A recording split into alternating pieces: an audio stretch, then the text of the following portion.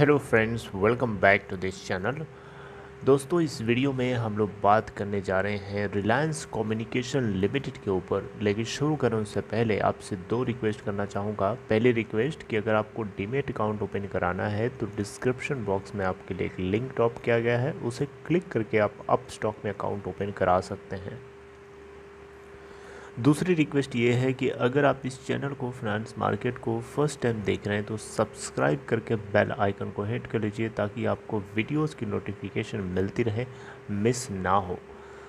तो Reliance communication limited में आपने देखा था फ्राइडे को 192.5 मिलियन शेयर्स ट्रेड किए गए, जहां पे 77.15% की डिलीवरी और 4.25 के ऊपर क्लोजिंग प्राइस। अगर हम देखें बीएसई के ऊपर का स्टेटस तो 4.64 के ऊपर क्लोजिंग प्राइस, जो कि अपर प्राइस बैंड लगा था, और 102.3 मिलियन शेयर्स यहाँ पे भी ट्रेड हुए, जहाँ पे 51.61% की डिलीवरी है।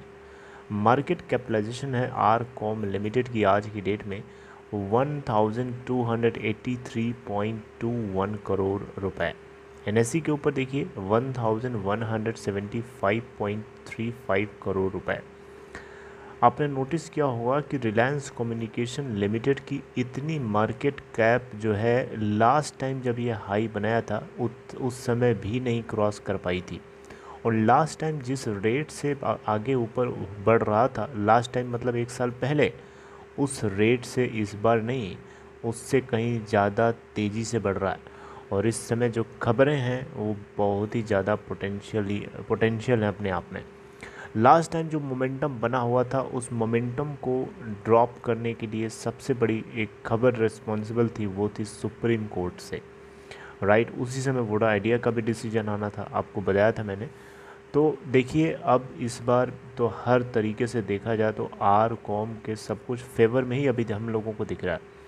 आपको पता है मैंने एक एक खबर के बाद खबर मैंने बताई जिसमें सब कुछ इसके फेवर में ही हो रहा था। जैसे कि अभी इस कंपनी ने स्पेक्ट्रम को रिन्यू करने की बात करी, रिलायंस जियो ने इस कंपनी के फेवर में क्वेश्चन किया एसबीआई, यूबीआई और इंडियन ओवरसीज़ बैंक से।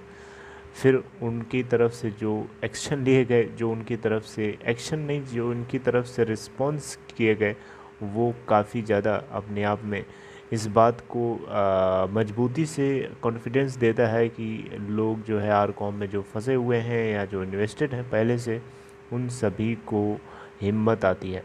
देखिए, मैं इस बात को नहीं बोल रहा हूँ कि आर कॉम में आप लोग आकर के इन्वेस्टमेंट करना शुरू कर दीजिए। मेरी इस बात से मेरा ये बिल्कुल इंटेंशन नहीं है।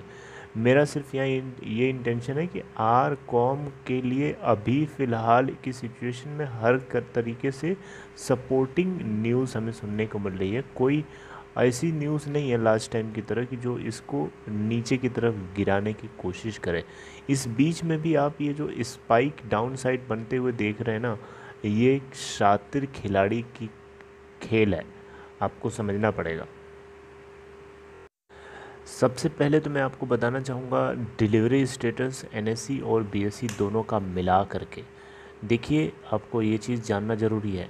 अगर हम देखें इस कंपनी में तो 3 ट्रेडिंग सेशन में कंपनी के अंदर सबसे ज़्यादा वॉल्यूम ट्रेड किया गया। एक है 28 मई 2021 का, जहाँ पे 271 मिलियन शेयर्स ट्रेड किए गए थे, 37% की डिलीवरी थी। दूसरा दिन है आपका 14 जून का, जहाँ पे 227 मिलियन शेयर्स ट्रेड हुए, जहाँ पे 54% की डिलीवरी। और एक है 18 जून, जो कि 294 मिलियन शेयर्स ट्रेड किए गए। 295 मिलियन शेयर्स मिला करके अगर हम देखें तो ट्रेड किए गए, जहाँ पे 43.6% की डिलीवरी है। तो डिलीवरी के अंदर राइज देख रहे हैं आप, लगातार 4-5 ट्रेडिंग सेशन से आप देख सकते हैं 15, 16, 17, 18 लगातार हमें डिलीवरी राइज देखने को मिले। 15 जून की डिलीवरी देखिए 99.8%। ओ माय गॉड, आप देख सकते हैं तब से लगातार इसके अंदर डिलीवरी राइज देखने को मिल रहा है। तो ये अंदाज़ा लगा सकते हैं मंडे के दिन के ओपनिंग सेशन में क्या होने वाला है। धमाका होगा और क्या होगा। मंडे को ये फिर अपर सर्किट के ऊपर ओपन होगा और वहाँ से फिर से कंटिन्यू लॉक हो जाएगा ऊपर की तरफ। देखिए इस बीच में शातिर खिलाड़ी की मैं बात करना चाहूँगा। शातिर खिलाड़ी के लिए ही मैं आपको उसी को एक्सप्लेन करने के लिए बुलाया हूँ। देखिए शातिर खिलाड़ी बड़ा माहिर खिलाड़ी है, और ये शातिर खिलाड़ी सिर्फ आर कॉम में ही नहीं बल्कि जितने भी पेनी स्टॉक्स हैं उन सभी के अंदर पाए जाते हैं। और ये शातिर खिलाड़ी, इनको हम प्रमोटर के नाम से जानते हैं, सॉरी प्रमोटर नहीं, I am so sorry, operator के नाम से जानते हैं।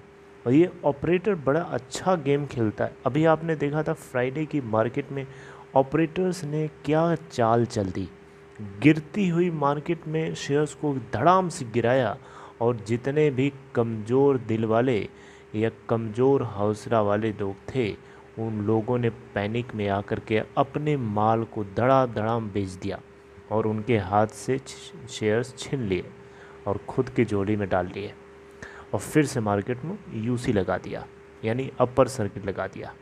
तो देख रहे हैं ना, ये उठक बैठक करना इनकी खेल है। इस खेल में बहुत लोग जो है लुढ़क जाते हैं, और बहुत ऐसे कम लोग होते हैं जो इस खेल के अंदर लुढ़काने की सिचुएशन में लुढ़कने की कोशिश नहीं कर पाते हैं। मेरी बात को समझ रहे हैं ना?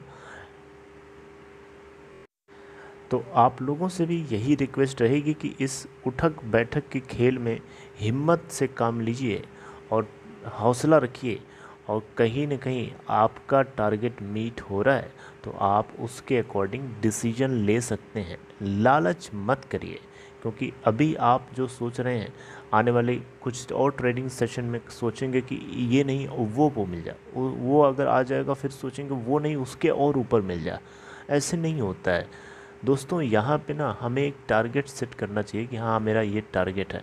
अगर आपका पोर्टफोलियो अभी भी रेड में है इस कंपनी के प्राइस को लेकर के, तो आप स्ट्रिक्टली होल्ड रखिए, पोजीशन आपकी मीट होने दीजिए। उसके बाद आप एक सेट करिए टारगेट कि हाँ मुझे इतना चाहिए, इतना लेके निकलना है। आप उतना सेट करिए एंड देन आप उसके अकॉर्डिंग जाइए। बाकी आप टारगेट नहीं सेट करेंगे तो फिर इससे क्या होता है कि आपका डिसिप्लिन जो है बेकार हो जाता है और आप अल्टीमेटली लूज़ कर देते हैं। ये आप आजमा के देखिएगा मेरी बात को, फिर आपको रियलाइज़ होगा कि मैं क्या बोल रहा हूँ। शायद अभी आपको लगेगा कि मैं एग्ज़िट करने के लिए बोल रहा हूँ। मैं एग्ज़िट करने के लिए नहीं बोल रहा हूँ, मैं बोल रहा हूँ अपनी पोजीशन के हिसाब से, अपने टारगेट के हिसाब से आप डिसीजन ले सकते हैं। आप चाहें तो होल्ड करिए लॉन्ग टर्म के लिए, या अगर आपने इसमें ऑलरेडी प्रॉफिट बुक कर रखा है, आपका इन्वेस्टेड अमाउंट निकल चुका है, तो फिर आपको तो आंख बंद करके इसको भूल जाना चाहिए। राइट, जो होगा सो देखा जाएगा। बाकी अगर कुछ भी अच्छा होता है तो उसका फ़ायदा मिलेगा ही मिलेगा, नहीं भी होता है तो भी उस केस में आपका इन्वेस्टेड अमाउंट तो निकल चुका है, फिर क्या चिंता। देखिए बहुत लोग अभी भी इस कंपनी को लेकर के ना नेगेटिविटी फैलाने में कोशिश कर रहे हैं। अब ऐसे नेगेटिविटी फैलाने वाले लोग कौन हैं ये आपको अच्छे से पता है। देखिए इनके फैलाने या ना फैलाने से कुछ फ़र्क तो पड़ता नहीं है, बस आप देखते रहिए, तमाशा देखिए, देखते रहिए क्या हो रहा है। और ये आपको नेक्स्ट अपडेट जो है 5 जुलाई आई थिंक सुप्रीम नहीं 5 जुलाई को नेशनल कंपनी लॉ ट्रिब्यूनल जो है अपना फैसला सुनाएगी एसबीआई वाले मुद्दे पे, और एसबीआई को तब तक रिस्पॉन्ड करना है। और इस बीच में एसबीआई क्या रिस्पॉन्ड करता है ये भी खबर आने वाली है, कुछ दिनों में बताऊंगा। और इससे पहले 23 या 21 या 24 जून को एजीएम है, इसमें से किसी एक डेट को रिलायंस इंडस्ट्री लिमिटेड की, और उस एजीएम में क्या फ़ैसला लिया जाएगा उसका इम्पैक्ट होगा इधर की तरफ ये हमें ट्रांसफ़र होता हुआ दिखाई देगा। And definitely I will let you know. Okay, so I hope you like this information friends. If you liked it, please give a big thumbs up and stay connected. मैं आपको आरकॉम के ऊपर अलग अलग पॉइंट ऑफ व्यू से बात करने की कोशिश ऑलमोस्ट डेली कर रहा हूँ और करता रहूँगा। Till then, take care. See you next time.